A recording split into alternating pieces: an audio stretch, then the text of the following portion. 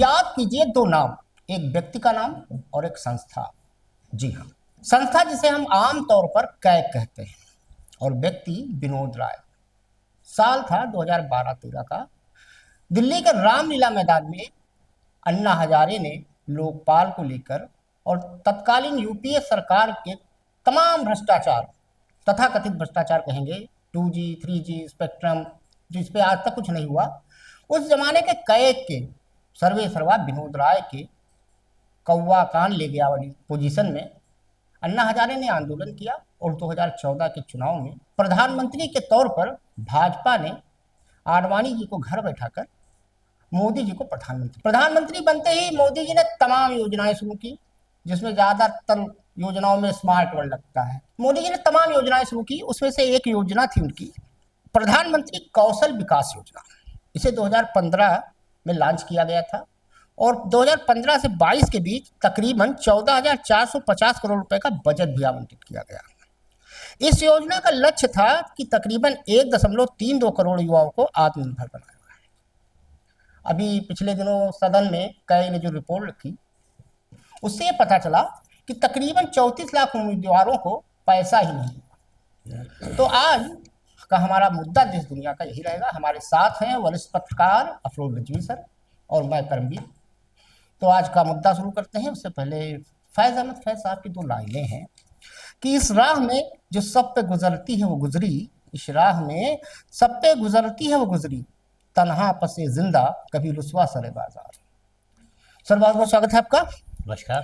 तो भारत के नियंत्रक और महालेखा परीक्षक यानी कि कैग, जिसे हम आम बोलचाल की भाषा में कहते हैं, तो उनका ऑडिट रिपोर्ट आया है। इस रिपोर्ट के जारी होने के बाद सवालों के घेरे में सरकार आ गई है। एक इंडियन एक्सप्रेस की रिपोर्ट है, उसके मुताबिक कई व्यवस्थागत खामियों को उजागर किया है कैग ने इस योजना में, जो प्रधानमंत्री कौशल विकास योजना है।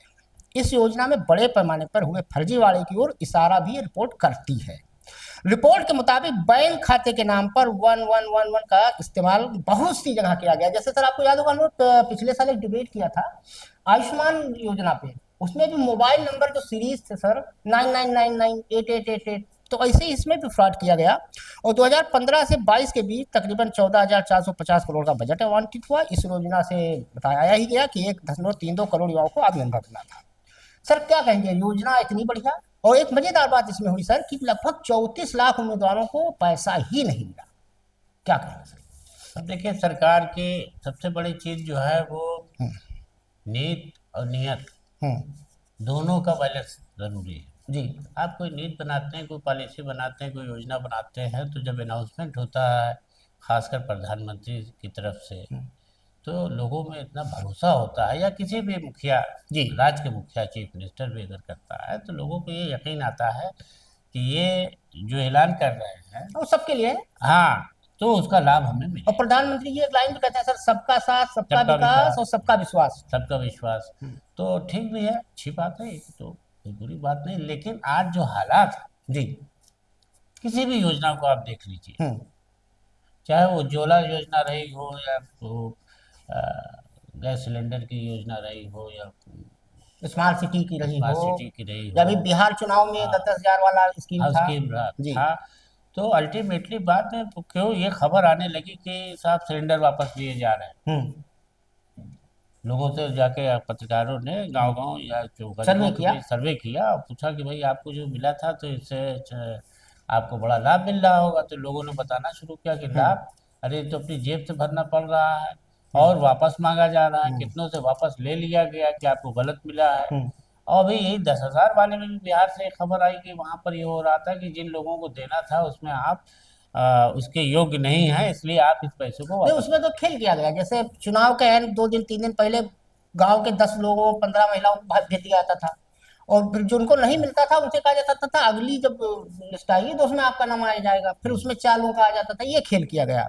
अब सर जब कैग ने 2015 से 22 के बीच लागू 3 चरणों का ऑडिट किया इस योजना का, तो सबसे बड़ी गड़बड़ी जो मिली उसको, तो स्किल इंडिया पोर्टल पर दर्ज बैंक विवरणों में मिली। रिपोर्ट के मुताबिक कुल 95.90 लाख प्रतिभागियों में से लगभग 94.53% मामले में बैंक विवरण वाले कॉलम या तो खाली थे या कुछ भी उल्टा सीधा लिखा था या शून्य लिखा हुआ था। हैरानी की बात यह है कि बचे हुए 5.24 लाख खातों की जांच की गई तो खातों के नंबर वही एक एक एक एक, एक। ये मतलब एक तमाशा हुआ। नहीं देखिए, एक बात हमें ये बताइए, कैग की रिपोर्ट तो एक हमको अब लगने लगा खाना पूरी है। हाँ, सरकार जिस चीज को सुनना चाहती है सुनती, जिस चीज को नहीं सुनना नहीं चाहती सुनता, नहीं नहीं सुनना सुनते। चाहिए। लेकिन कैग के महालेखा परीक्षक की ये नियंत्रक कंट्रोलर की जिम्मेदारी होती है कि वो सही चीज को देख बताए कि जो योजना या जो धन दिया गया था जी। उसकी उसको जो उपयोग है हम्म। किस हद तक किया गया और सही तरीके से किया किया गया गया कि कि नहीं नहीं किया किया गया। गया, और समय सीमा के भीतर हुआ या अभी कितना पैसा बच गया, जी। लोगों को नहीं दिया अभी गया। प्रधानमंत्री जी सर कल लखनऊ भी आए थे, पंडित अटल बिहारी वाजपेयी जी का हाँ जन्म अभी शताब्दी तभी, हाँ समारोह था। तभी उनका कई प्रोग्राम योजनाओं था। का यहाँ पे घोषणा किया, वो घोषणा करते रहते हैं, घोषणावीर हैं। और इतना ही नहीं सर, इस कैग की रिपोर्ट में खुलासा हुआ कि तकरीबन 12,122 यूनियन बैंक खाता नंबरों का इस्तेमाल 52,381 अलग अलग लाभार्थियों के लिए किया गया। मतलब ये भी एक खेल हुआ, बैंक में भी घोटाला। और 34 लाख उम्मीदवारों को तो पैसे नहीं मिला। हम्म। प्रधानमंत्री कौशल विकास योजना के दिशा निर्देश के मुताबिक प्रत्येक प्रमाणित उम्मीदवार को प्रत्यक्ष लाभ अंतरण के माध्यम से 500 रुपए का प्रोत्साहन भुगतान मिलना अनिवार्य था।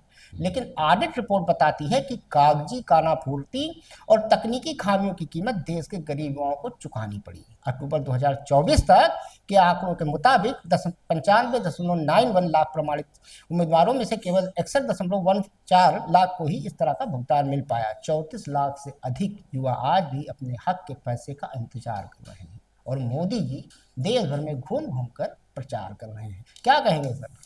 नहीं देखिए, कौशल योजना तो सर ये जो आज हमारे यहाँ कौशल विकास योजना तो देखिए आज वो ये इसलिए शुरू की गई थी कि जो जिस तरीके के काम में सक्षम है उसको उसका कौशल योजना के तहत हाँ, उसको खेलो आगे बढ़ाया इंडिया, जाए। हाँ, सीखो इंडिया, हर पता नहीं चीज में कौन कौन था सा कि इंडिया। साहब इस तरीके से भी हम विकास कर सकते हैं, इस तरीके से भी रोजगार दे सकते हैं, इस तरह से आगे बढ़ा हाँ, सकते हैं। लगभग 60% हमारी युवा लेकिन आबादी है। आपको मैं यही बता रहा हूँ ना कि वो जो नियत है हम्म।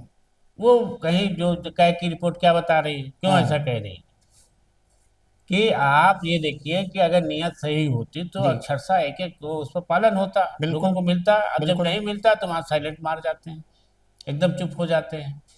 आप देखिए कि देश के अंदर यही एनआरसी जो हो रहा था, SIR हो रहा है इस समय। एसआईआर जो हो रहा है, हाँ। तो उसमें क्या कि साहब जब गृह मंत्री या वो कोई और बीजेपी का लीडर बोलेगा हम्म।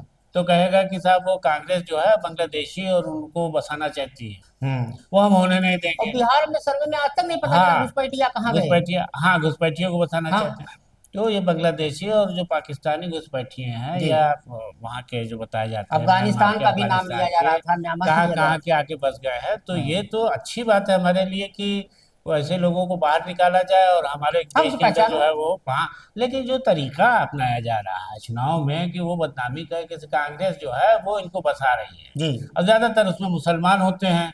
तो इससे होता क्या है तो कि 11 साल से गृह मंत्री देश के अमित शाह जी हैं। अगर राजनाथ सिंह जी का टर्नओवर छोड़ दिया जाए तभी 5-6 साल हो गया। तो प्रधानमंत्री हर हैं। काम में आप देखिए कि कहीं न कहीं अब वो वहां पर जो है पश्चिम बंगाल में बवाल कटा हुआ है, चुनाव है तमिलनाडु अगले में साल। हाँ नहीं अगले होने साल दें। चुनाव है। तो ये सारी चीजें जो हैं वो इस तरफ इशारा करती हैं कि जो भारत सरकार हमारी रोजगार या कौशल विकास योजना या कोई भी योजना तैयार करती है तो जी। इस नियत तो उसके होना चाहिए कि ठीक, उस पर तो हम नहीं कह सकते, उंगली उठा सकते, लेकिन ये कि जो कैग की रिपोर्ट है वो क्या बता रही है।